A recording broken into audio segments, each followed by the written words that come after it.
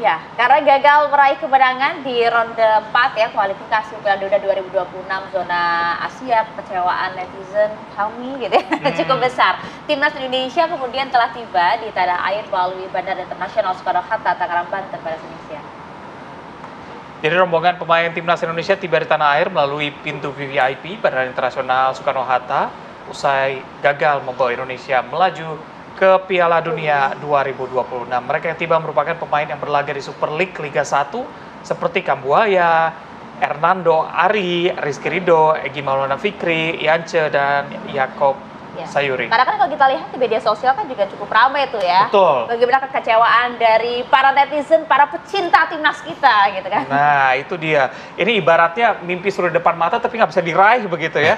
Jadi selaku manajer timnas Indonesia nih, Sumarji mengungkapkan permohonan maafnya kepada seluruh masyarakat Indonesia atas kegagalan tim menuju ke Piala Dunia.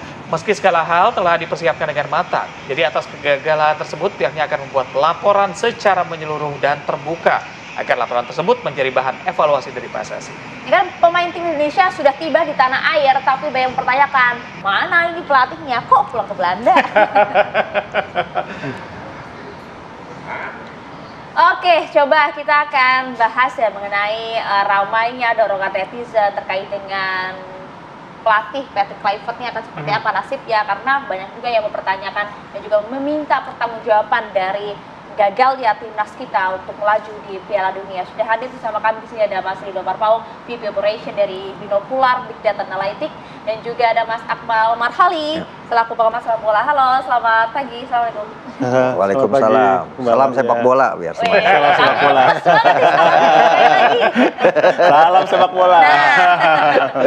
Jadi gimana, Bang Akmal? Ini rame masyarakat minta pertanggungjawaban dari Patrick Kluivert. Ya wajar saya pikir keinginan masyarakat, karena ekspektasi masyarakat kita tinggi. Kita masyarakat kita diiming-imingi mimpi bahwa kita bisa lolos ke Piala Dunia. Betul. Karena memang pintu Piala Dunianya ibaratnya kita sudah sampai depan pintu, tinggal kita buka saja. Tapi yang iming-iming siapa? Kan katanya kan targetnya kan 2030, bilang gitu federasi kan? Iya, yang mengiming-imingi adalah prestasi yang kita dapatkan saat ini gitu kan. Tapi kalau kita mau bicara realitas, kita bicara dengan logika dan data gitu. Sebenarnya menurut saya Indonesia belum pantas untuk lolos ke Piala Dunia.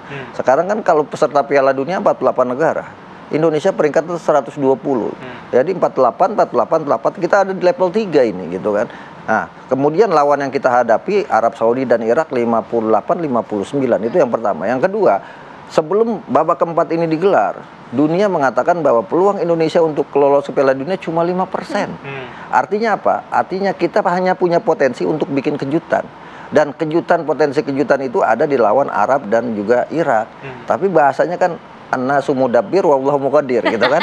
Manusia sudah berusaha tapi Tuhan menentukan gitu. Pemain kita sebenarnya ketika melawan Arab Saudi, melawan Irak apalagi terakhir tidak jelek-jelek banget gitu. Bahkan lawan Irak yang merupakan juara Piala Asia yang lolos Piala Dunia 1986, kita ball position kita unggul 55 berbanding 45%. Tapi sepak bola resultan kan yang dilihat hasil, bukan statistik. Kalau kita bermain nggak jelek-jelek amat, terus apa yang terjadi? Masalahnya dari mana? Iya, yang terjadi adalah ketika kita punya mimpi ke Piala Dunia, mimpi itu gagal. Kita belum bisa menerima kegagalan. Nah, itu kan, sehingga kemudian harus ada yang bertanggung jawab di situ. Siapa yang bertanggung jawab? Kan prajurit tidak pernah salah. Makanya yang bertanggung jawab ya pasti pelatihnya kan seperti itu gitu. Kan ada anggapan juga kemarin tuh coba-coba formasinya baru dan segala macam. Saya pikir nggak. Cocok apa enggak? Kalau menurut saya sih coba-coba, saya pikir nggak ke arah situ. Cuma memang materi pemain kita tidak mencukupi ketika kita akan tampil. Misal ketika melawan Arab Saudi, kan kita sudah menyiapkan diri bahwa Kelvin Verdong akan main sebagai gelandang bertahan. Tiba-tiba cedera, ya kan harus ada penggantinya dong. Penggantinya adalah Mark. Nah, Mark ternyata tampil underperform, ya kan tidak sesuai harapan publik, termasuk Yakob Sayuri, termasuk Beckham Putra, gitu kan. Nah, pada akhirnya kita kalah. Tapi sebenarnya melawan Arab Saudi kita bisa cetak 2 gol itu sejarah, gitu kan. Walaupun golnya gol tangan Tuhan saya katakan. Kenapa tangan Tuhan? Handsball yang kemudian di kick VAR dan penalti oleh Kevin Dix. Tapi secara permainan kita tidak kalah, walaupun orang pasti akan membandingkan sebelumnya kita menang 2-0, ya kan. Ketika ditangani pelatih Sintayong. Tapi kita juga harus lihat faktor non teknis ketika itu. Arab Saudi juga dalam posisi ketika itu sedang berubah dari eranya Mancini ke eranya Hervé Gerrard.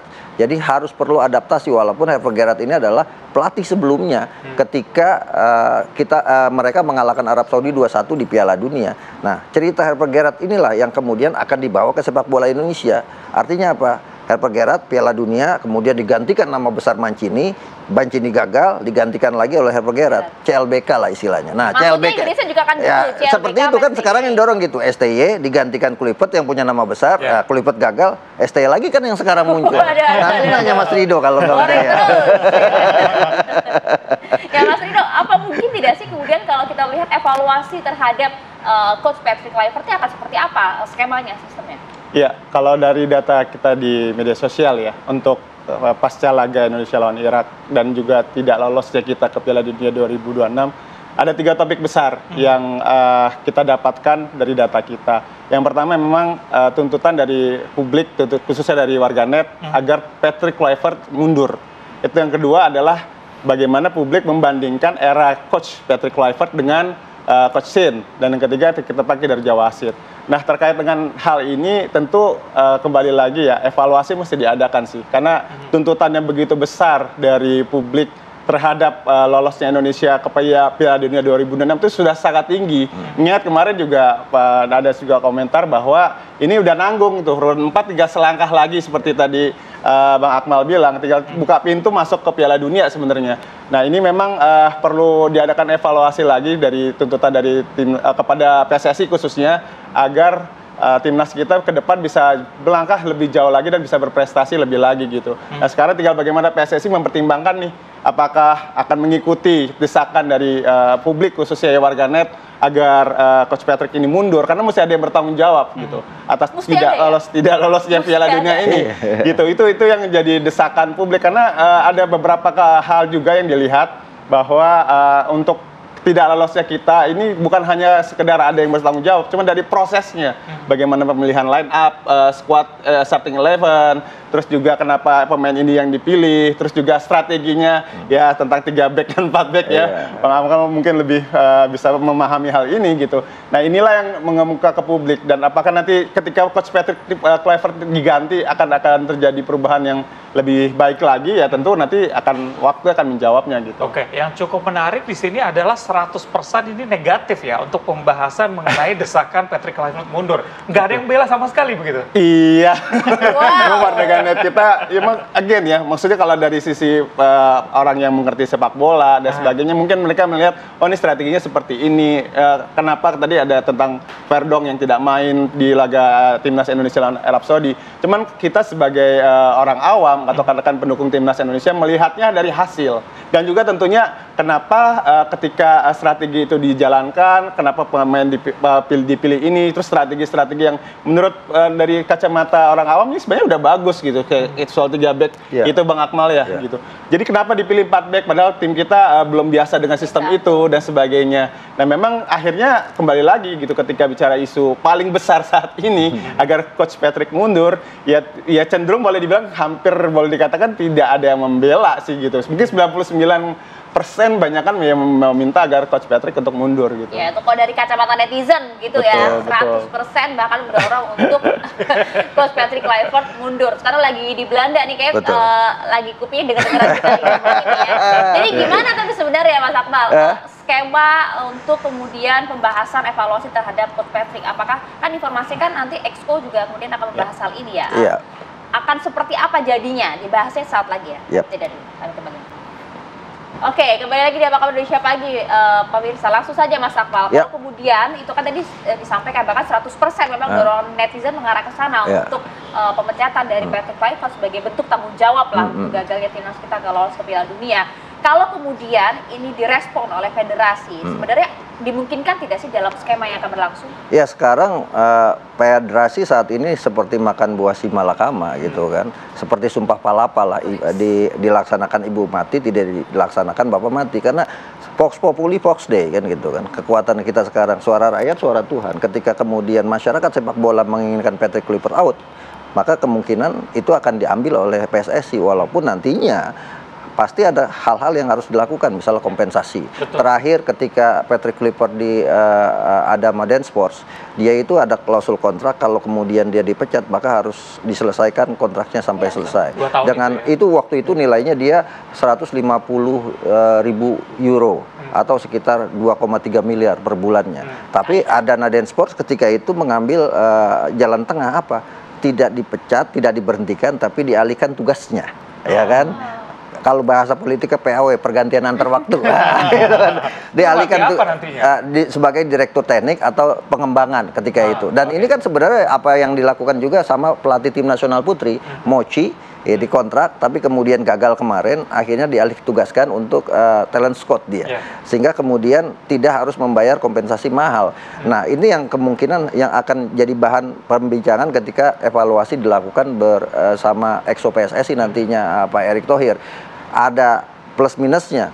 Ketika memecat, maka kemudian harus ada kompensasi yang keluarkan. Kecuali ketika Patrick Kluivert dikontrak, memang targetnya adalah KPI-nya harus lolos Piala Dunia. Ketika dia tidak lolos, maka dia gagal. Nah, ketika gagal tidak ada kompensasi yang diberikan. Kita tidak tahu isi kontraknya itu. Yang saya tahu, Patrick Kluivert kontraknya sampai 2027. Artinya kalau dia diberhentikan bersama timnya, maka harus ada kompensasi setidaknya sampai 2027. Nah, yang kedua adalah ini kan Kluivert out itu bukan hal yang baru gitu kan, karena sebelumnya ketika dia baru mau menggantikan Sintayong saja sudah ada itu tagar hashtag Kluivert out, bahkan di Instagramnya Kluivert itu sampai 50.000. Kenapa? Karena masyarakat Indonesia masih sangat cinta kepada Sintayong. Nah, ini dia. Apakah kemudian penggantinya langsung harus STY? Nah, ini akan jadi problem juga gitu kan. Apakah STY juga akan menjamin kejadian yang bisa menjaga performa yang ada saat ini? Sementara misalnya perjalanan dia saat ini di Ulsan dia baru saja dipecat. Nah, gitu kan. Nah, ini kan tidak ada jaminan. Jadi ada 4 hal yang tidak bisa diprediksi manusia. Umur, jodoh, rezeki, dan sepak bola Indonesia. Oke, 4 itu tidak bisa. Tapi kalau dari reaksi netizen juga bisa direspon dong. Lihat responnya seperti apa? Ya, kalau dari data netizen yang kita pantau ya, akhirnya memang dibandingkan antara Coach Kluivert dengan Coach STY. Dan dari perbandingan itu, ya boleh dibilang tidak ada yang mendukung untuk Kluivert tetap bertahan sebagai pelatih timnas. Dan bahkan masih banyak yang meminta agar Coach Shin untuk balik kembali. Nah, ini memang menjadi PR juga ya kalau bicara tentang apakah PSSI nanti akan menuruti keinginan netizen ini. Karena mengingat dalam sejarah timnas kita, mungkin tadi seperti sudah disampaikan sebelum pas off air kita sebentar, yaitu baru Coach Alfred Riedel ya yang pernah balik lagi, dan itu pun memang tidak bisa menjamin bahwa Coach Shin bisa membawa timnas kita misalnya katakanlah menang juara Piala Asia 2027 atau juara Piala AFF misalnya 2026. Memang tidak ada jaminan seperti itu sih. Oleh karenanya ya dari kita sih memandang ya ini kembali harus ada evaluasi secara menyeluruh, dan mungkin juga dari PSSI bisa memanggil sih perwakilan-perwakilan dari tifosi-tifosi ya asosiasi-asosiasi yang ada, organisasi yang ada maksud saya, untuk mendengarkan masukan-masukan dari para fans timnas ini gitu, agar supaya nanti ke depan misalnya pun dipertahankan jangan sampai ada boykot juga, kan repot nih. Timnas mau berlaga nanti November ada uji coba timnas senior, jangan sampai nanti ada ajakan untuk boykot-boykot. Nah, itu akan menjadi hal yang negatif sendiri sih buat bangsa kita dan juga buat PSSI tentunya. Oke, mungkin kita bahas sedikit mengenai sosial media ya. Ketika Patrick Kluivert menutup kolom komentarnya, ini berpengaruh sama konotasi negatif dari netizen tadi juga. Betul, karena memang ada beberapa hal sebenarnya. Cuman yang mungkin agak besar adalah pertama ketika Coach Kluivert dan beberapa asistennya tidak segera waktu selesai pertandingan laga lawan timnas Irak tidak mendatangi tribun penonton itu loh. Kan hanya pemain-pemain. Memang belakangan ketika sudah sekian menit berlalu ada Denny Lanzat kalau nggak salah, Coach Denny yang masuk ke sana, terus Alex Pastor. Teman Coach Patrick Kluivert tidak mendatangi. Nah, itu juga jadi sorotan. Karena mestinya sebagai pelatih dia tidak membiarkan tanda kutip timnya atau pemain-pemainnya saja. Mestinya dia juga berada di depan malah gitu untuk bertanggung jawab gitu loh. Termasuk itu yang pertama. Dengan maraknya ramainya isu saat ini di tanah air kan juga keberadaan Patrick Kluivert saat ini yang langsung kembali ke Belanda. Itu juga dua hal yang menjadi sorotan juga. Dan ketiga ya ketika tidak ada komentar kolom komentar yang dinonaktifkan maksud saya, itu juga menjadi perhatian sendiri kenapa gitu loh. Kenapa beliau takut, dan dalam postingnya juga beliau memang menyatakan bertanggung jawab, tapi dalam hal ini tidak ada kata permintaan maaf dan sebagainya. Itu juga yang perlu disayangkan sih, pertimbangan dari Coach Patrick itu apa. Mentalnya seperti Betul, karena netizen Indonesia luar biasa ya. Tapi yang menjadi membuat Patrick Kluivert dari awal itu apa istilahnya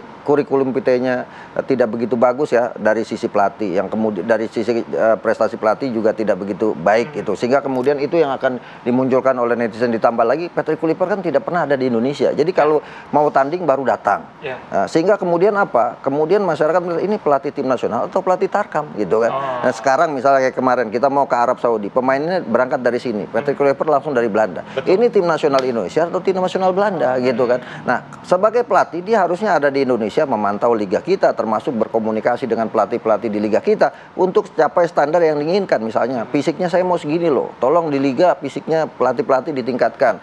Kemudian sistem bermain mau seperti ini, agar kemudian nanti ketika para pemain masuk ke tim nasional tidak mulai dari nol lagi, tapi kemudian sudah berlanjut dari apa yang terjadi di kompetisi. Jadi menurut saya selain Kluivert out, ada satu hal yang menjadi PR PSSI yang harus bagian dari evaluasi. Setelah kita gagal ini banyak hikmahnya yang harus kita ambil, bahwa yang pertama sepak bola kita dalam proses sepak bola yang masih berkembang. Tahapannya sudah ada di level ini, bagaimana mempertahankan di level yang ada sekarang. Nah, yang kedua adalah mau sampai kapan naturalisasi ini? Misalnya target kita berikutnya 2030 Piala Dunia. Pemain yang ada misalnya Joy Polupesi udah 37 tahun, Tom Hay udah 35 tahun. Apakah kita akan terus melakukan proses naturalisasi sampai kita lolos Piala Dunia? Padahal ada tempat yang harus dibenahi apa? Saya selalu mengatakan bahwa tim nasional yang kuat itu lahir dari pembinaan yang hebat dan kompetisi yang sehat. Jadi pembinaan harus jadi pondasi. Kenapa misalnya ya Spanyol, dia sempat gagal walaupun dia levelnya dunia, dia sempat gagal. Tapi setelah itu cepat bangkit. Kenapa? Karena pondasinya kuat. Nah, kita ini kan pondasinya masih rapuh. Kita akan masuk Piala Dunia U17. Betul. Ya, coba kita lihat dari situ dulu, bagaimana pembinaan dan juga perencanaan matang untuk mencapai Piala Dunia gitu ya. Mas Akmal, terima kasih. Mas Ridho, matur suwun. Terima kasih. Pemirsa, kita akan jeda terlebih dahulu. Usai jeda kami hadirkan ada yang viral di media sosial, yaitu seorang warga di Kecamatan Medan Timur yang ternyata ini mendorong lurah hingga tercebur ke parit. Sebenarnya apa yang terjadi? Kami hadirkan usai jeda.